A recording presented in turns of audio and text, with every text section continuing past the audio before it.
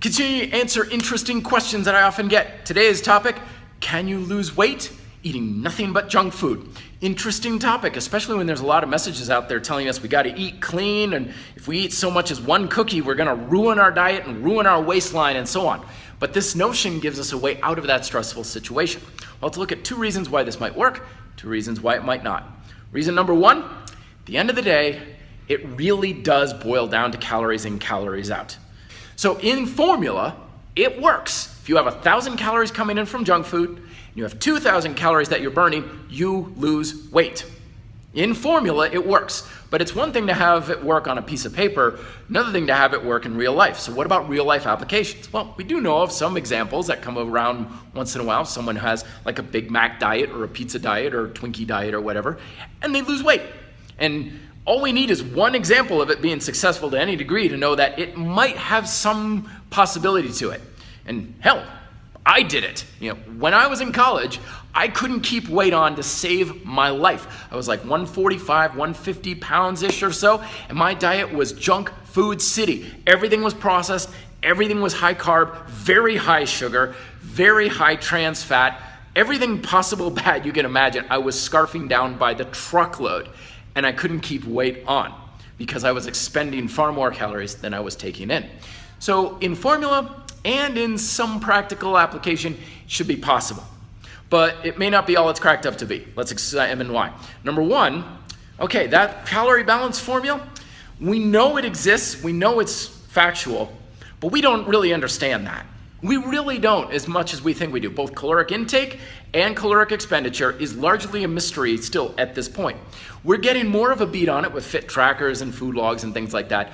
But at the end of the day, we understand calorie balance kind of like we understand plate tectonics. We know what's happening, we know the effects of it, but we still can't predict when the next big earthquake's going to strike California.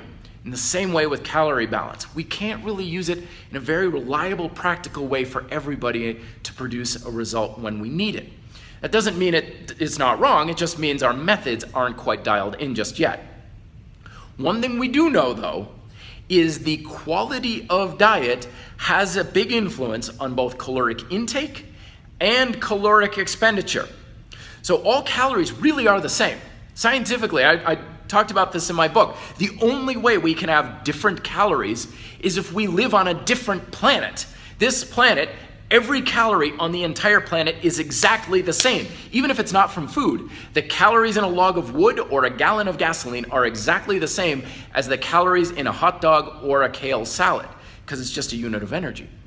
But food is different, and there lies the rub. Because we're not talking about different calories. We're talking about, does different food affect your weight loss? Now, going to extremes, it doesn't control our weight loss or weight management, but it does heavily influence it, which is where that fine gray area exists. It's not a case of what you eat doesn't matter, what you eat always matters. It's more of what you eat and how much you eat.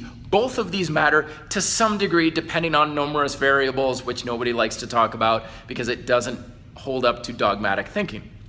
So what we eat is extremely important, and it's very influential towards our weight. Doesn't directly control it, but it is very important.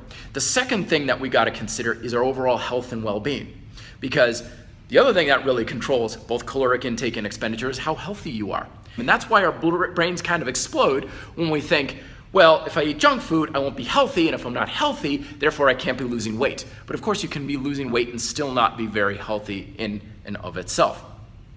So let's talk about practical applications.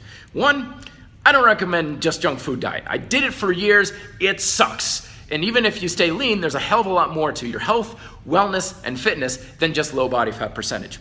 2, while you do want to have a good, healthy diet, you don't need to necessarily stay away from so-called junk food all the time.